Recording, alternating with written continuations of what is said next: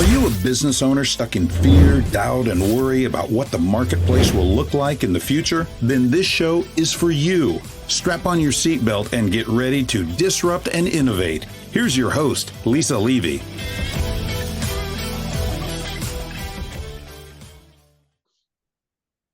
Join us today with Disrupt and Innovate as we welcome RJ Grimshaw, a distinguishing leader renowned for his exceptional track record in corporate strategy, development, and operations.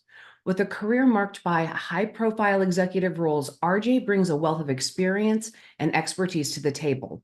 He's known for a visionary approach and strategic acumen and has consistently delivered outstanding results driving growth, revenue, operational performance, and profitability. But RJ's impact extends beyond the boardroom. As a proponent of empowerment and accountability, he's championed a culture of excellence and driven transformative change within organizations. His strong orientation in operations and finance has enabled him to navigate complex business challenges with precision and poise. As we delve into RJ's journey, exploring his innovative strategies, commitment to human capital, and an unwavering dedication to achieving remarkable outcomes, we're in for a treat today. RJ, welcome to the conversation. I'm so glad to be here. I actually wish I was out in Arizona with you today, enjoying probably a beautiful day versus here in Ann Arbor, Michigan, where it's 40 degrees and raining. But glad to be here.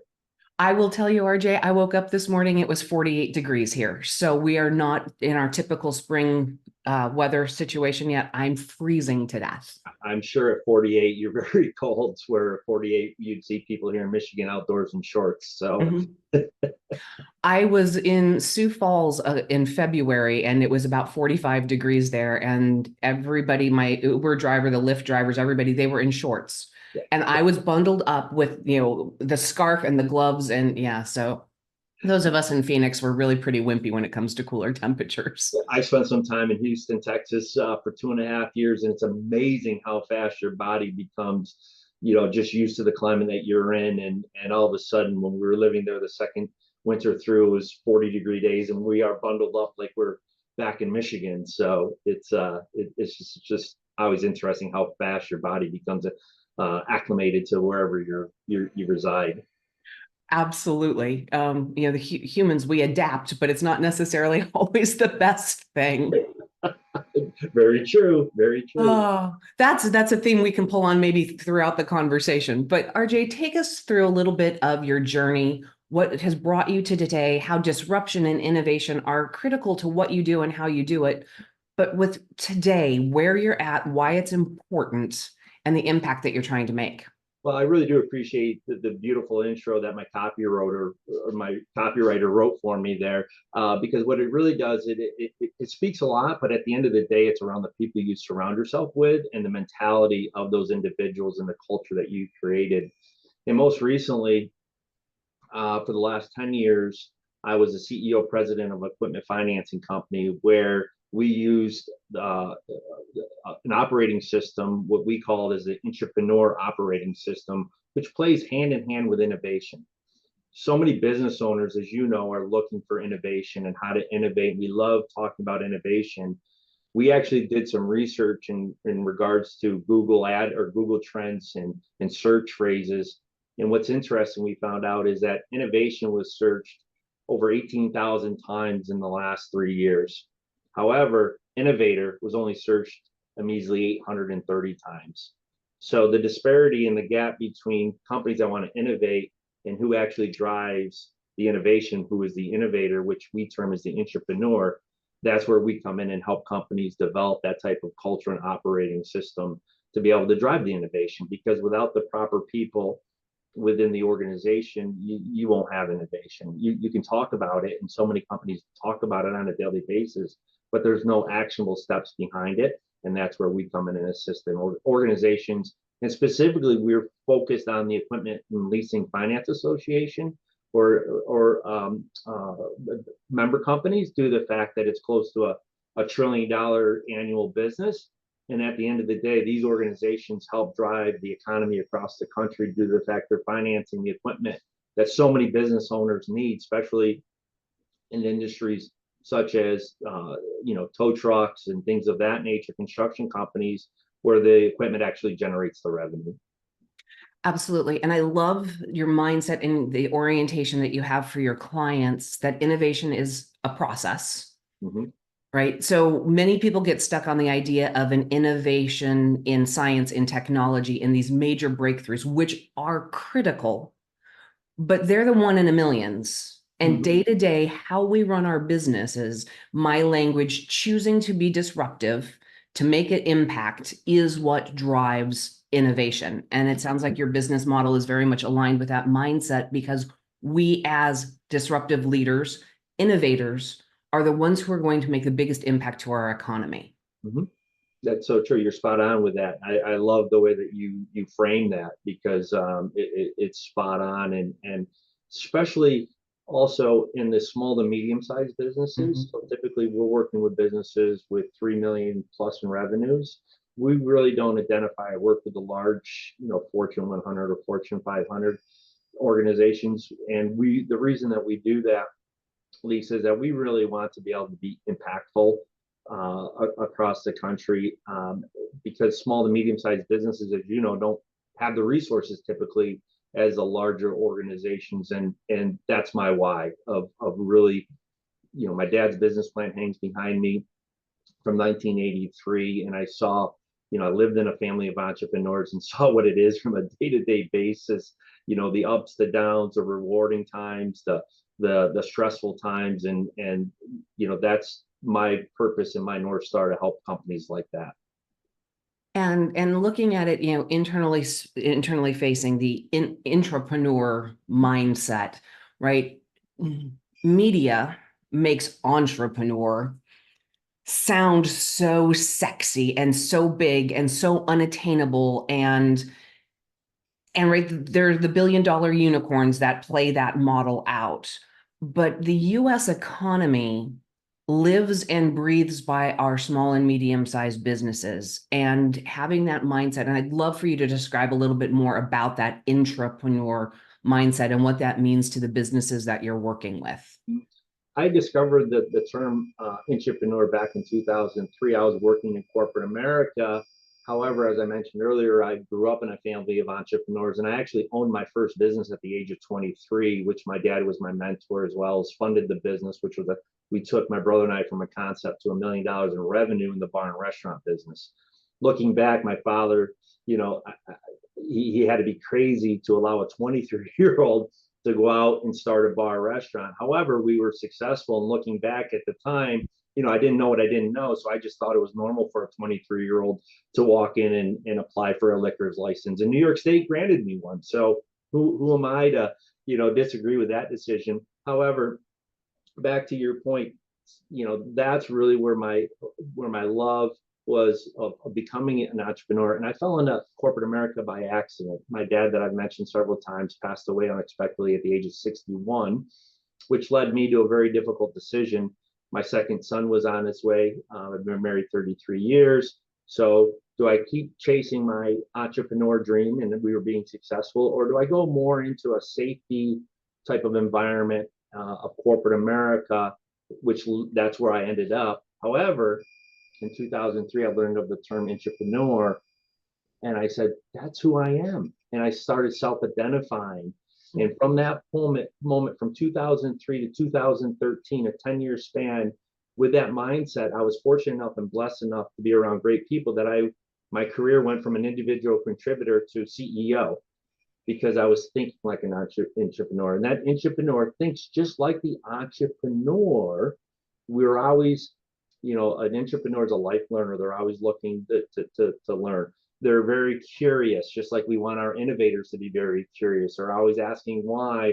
And guess what drives an entrepreneur nuts? The response, well, we've always done it like this. See, I knew I would get a rise out of you with that comment.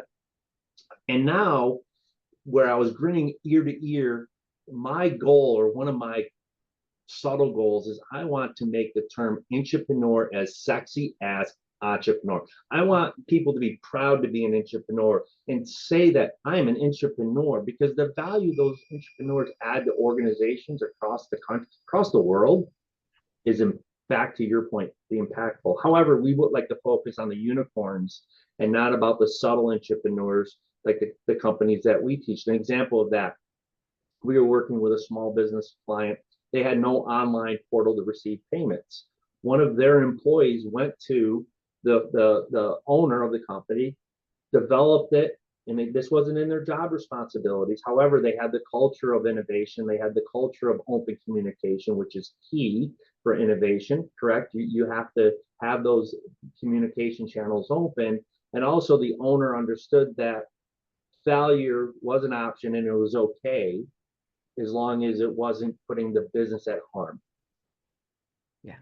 So let's pause with that one for a second, because there are a couple of things, right? Failure is a learning opportunity. Correct. We know that as human beings, we learn more from our failures than from our successes, right? We want to not repeat pain. Ouch, it hurts, right?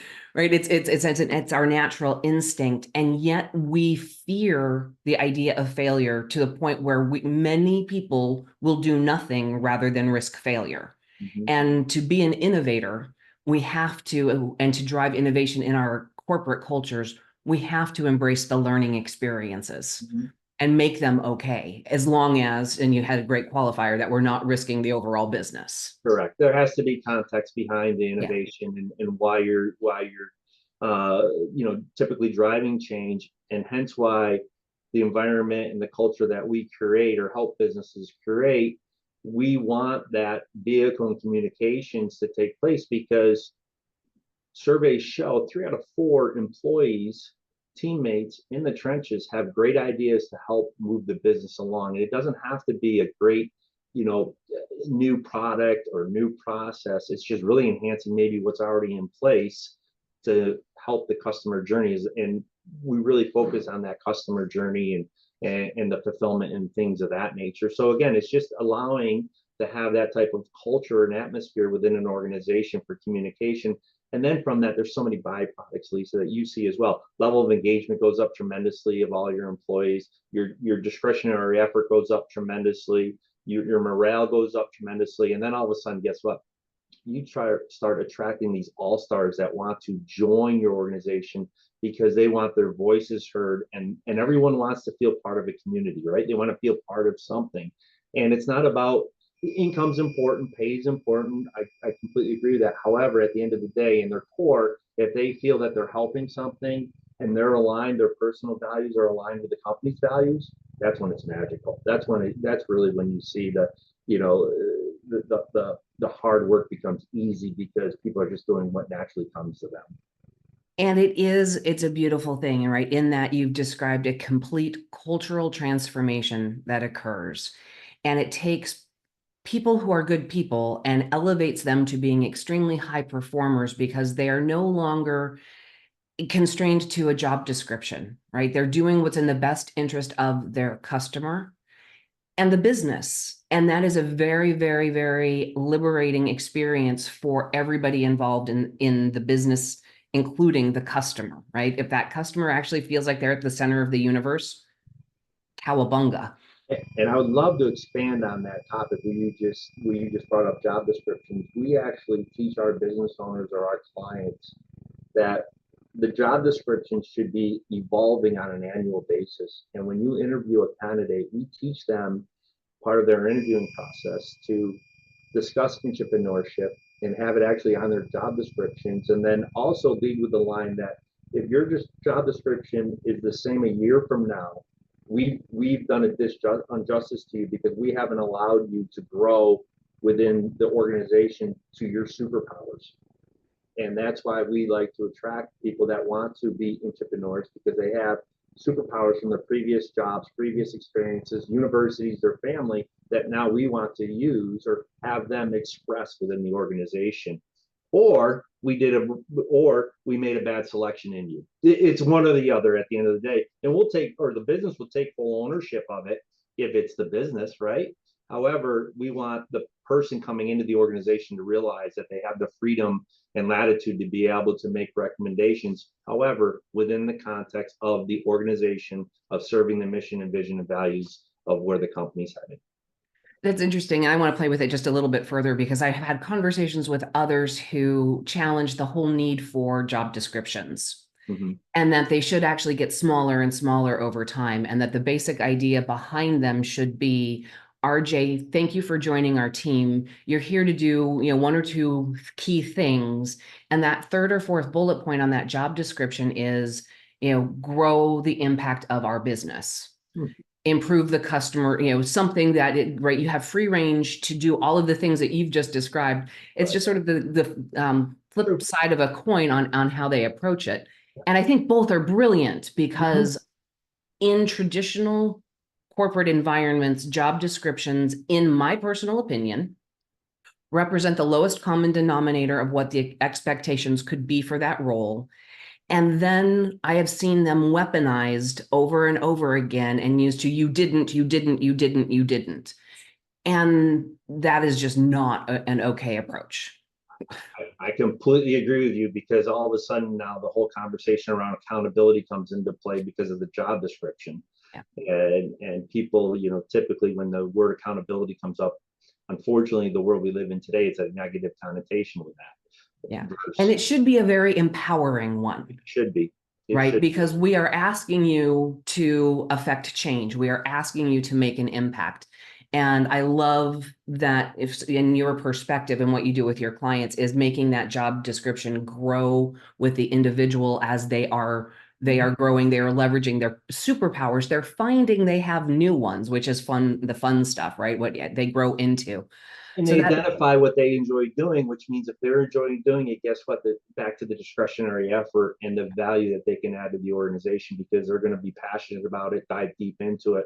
And I have an example of that. We had a gentleman, one of our clients, he was in customer service, and amazing individuals, would be a highly ranked, team member of the team. However, he had title experience, and his background in this company does titling. Well, he added to his job description and added responsibilities on his own to his own job description. Again, that's magical, because so many people today are, well, that's not my job description. Why would I add more work?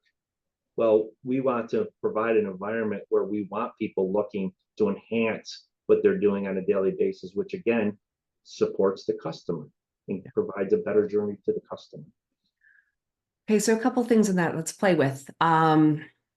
We are facing a change in generations coming into the workforce. And every time we have the younger generation, we were once the younger generation, right? It's disruptive to the status quo. And it challenges, well, that's the way we've always done it, which in my opinion, is the greatest thing in the world we can possibly ever do, is challenge the status quo and take apart. We've always, that's the way we've always done it. But in doing that, right, we who are now the older generation leading, right, we have these moments of, oh my God, but it might not all be bad. Yeah, but it's also not all good. Mm-hmm. And we are, as we tried to make others conform to the way that we did work, it doesn't work. And we need to adapt and give the opportunities for that next generation who's coming up, learning and doing the things that we no longer want to do in the workplace, the opportunity to grow and develop themselves. So with your clients, as we are facing some strange times with our workforce and what we might see as a work ethic, which might also be just a willingness to put up with BS. There's lots of different ways we can look at it. How are you working with your clients and helping them embrace the incoming generation of workers? Yeah, this seems like it's a topic that just continues to percolate and grow more and more. I was on a panel a month ago in California speaking about this topic exactly. Really, there's two things that we work with our clients about. One is reverse mentoring. We firmly believe in reverse mentoring. Leverage the knowledge of the younger generation coming into your organization, because they're going to be able to teach you things that, one, quite honestly, I don't, or people don't have the brain capacity anymore to learn another social media or another tool. And especially right now with AI, and the world's going to just continue to change at such a pace. We believe the reverse mentoring both ways works significantly, because also there's some organizations that have 6 different generations in them. That's probably the most large. It is the largest gap that we've had in our workforce, and you have to have empathy to understand each generation. We all had our own challenges. We all had our own things that we had to work through in life experiences and situations. It depends what age you were at, during 9/11. It depends on what age you were during 2008. And I spoke a lot in regards to that in the early teens, 2013, 14, where people were saying they're just, the millennials are job hoppers. So there's no loyalty. I would have to say, let's put ourselves in their shoes. Most likely they were in maybe middle school, high school, and they saw their parents come home with boxes from the company that they just worked 20 years for, never took family vacations, worked like dogs for 5-6 days a week, and now they're out of a job. That's their baseline for loyalty. And they had to experience that, and they saw their parents go through that pain. So we have to create an environment, and we teach our clients that we work with, when you're hiring, don't focus on if someone's just going to come in and leave after 2 years, because that's one of the big pushbacks I get, Lisa. Well, if we're going to invest with this Intrapreneur operating system and allow the freedom, and they're going to be able to go out and learn, and we're going to be transparent, what if they leave a year from now or 2 years from now? And I'll say, what if they do? Were they impactful in your organization? Yes. I go, selfishly, it probably hurts. We've all been there because we feel that we can provide the greatest opportunities and cultures and things of that nature. But as soon as you aren't selfish and you take your ego and put it on your side, you did the right thing to provide them an environment that they think that they can go somewhere else and impact again. And probably, because they're an entrepreneur and millennial and a good work ethic and things of that nature, provided meaningful impact their time there. And it's a fun comment, right? Because we should and need to invest in our people, and a percentage of them will stay, right? And add value and be high contributors and be there and loyal for a long duration of time.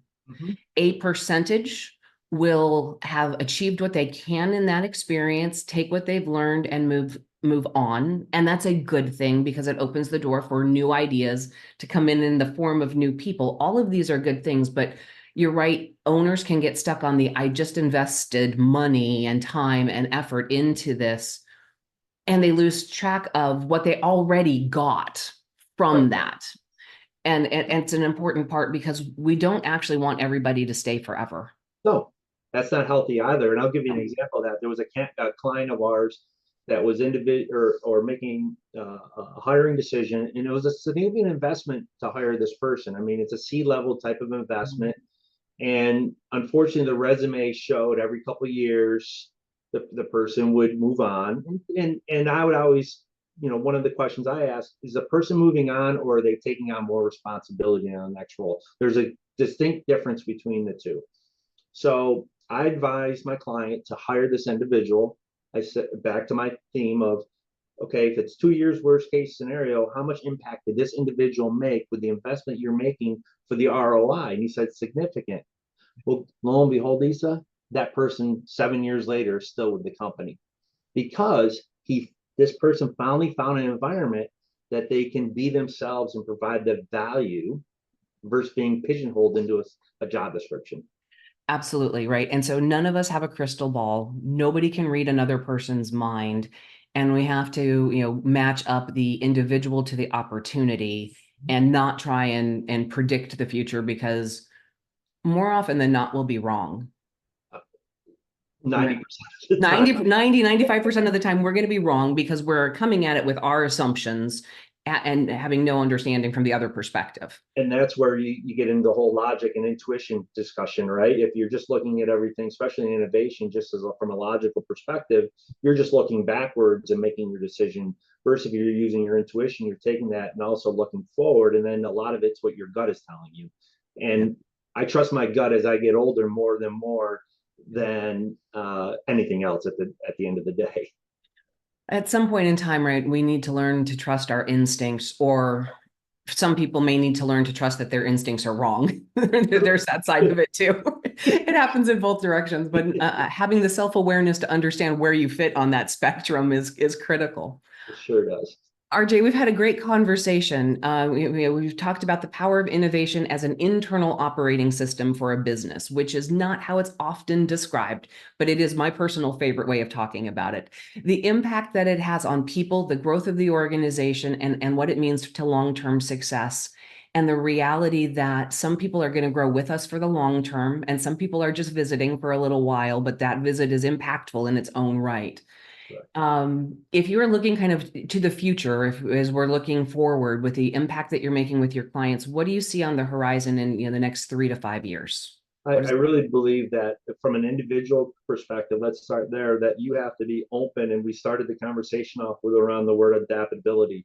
You have to be a life learner. You have to be adaptable. The world that we live in today, guess what? Anyone that says that they understand where we're going to be in 5 years, run from them, because the world just keeps evolving and changing. I remember in corporate America, we would do our 1, 3, 5, 10-year plan, right? Well, guess what? It's really a 1 and 3. The 5 is a crapshoot. Who knows? Those are aspirations sometimes. Whoever thought COVID and everything we've been through and things of that nature. So the individuals have to be able to adapt, be that life learner. And then 2, as a business owner and the clients, we're also educating on the same way, that the way that you're doing business today is not the same way that you'll be doing business in 3 years. And if you're not evolving on a daily basis and looking for efficiency gains, productivity gains, and it goes back to where we started the conversation around people. And you have to provide the culture and operating system for high quality individuals to be attracted to your organization to improve engagement. Because if you have low engagement, a lot of turnover, guess what? You're just spinning your wheels, and you'll end up, unfortunately, probably failing or burnt out. I absolutely agree. For my audience members who've been around with me for a while, you know that I have an equation that I play with. People plus process times technology equals growth and scale. Love it. And the most important part of that equation is the people plus process. The technology part only does what we ask it to do, and we have to know what we want it to do. So I love, RJ, having these conversations where we're really, really focused on the people and that process, and the idea that when we get those pieces right, we have created a culture that is adaptable, that is, in my language, future-proofed, because we're able to change and adapt to unforeseen circumstances. And sometimes those are really outstandingly positive unforeseen circumstances, although that's not what we've witnessed recently.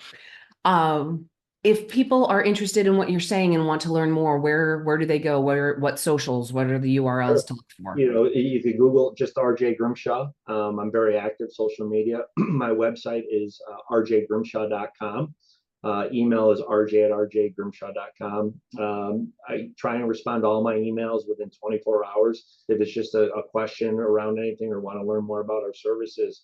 And I want to leave you with this, very similar to what you just mentioned in terms of your saying and process. We leverage what we call ABLE, and that's the name of the company. And ABLE is an acronym that stands for analyze, build, leverage, execute, and then just wash and rethink. You're always analyzing everything, building new processes or expanding on those and leveraging them, and execute. And we believe those 4 key words, any business, it can apply to any industry that you're in, as long as you're looking at that. And one last thing that I love that you said in regards to, I learned over time when I would ask, why do you do it like that?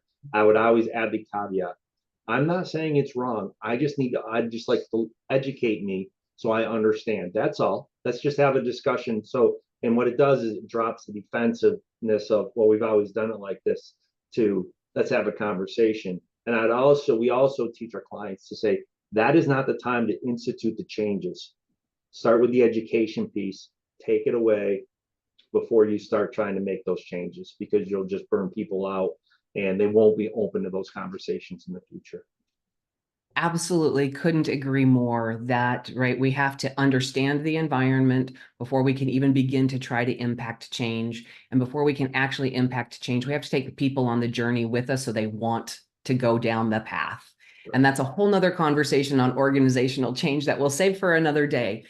RJ, thank you so much for being here with me. This was a fabulous conversation. And for my audience, you know my rules. Don't get left behind. Join me next time. That's it for today's episode of Disrupt and Innovate. Head over to iTunes and subscribe to the show. Every single week, one lucky listener that posts a review on iTunes will win the grand prize drawing, a $15,000 private VIP day with Lisa Levy. And be sure to head over to disruptandinnovate.com and get your free copy of Lisa's gift. And join us on our next episode.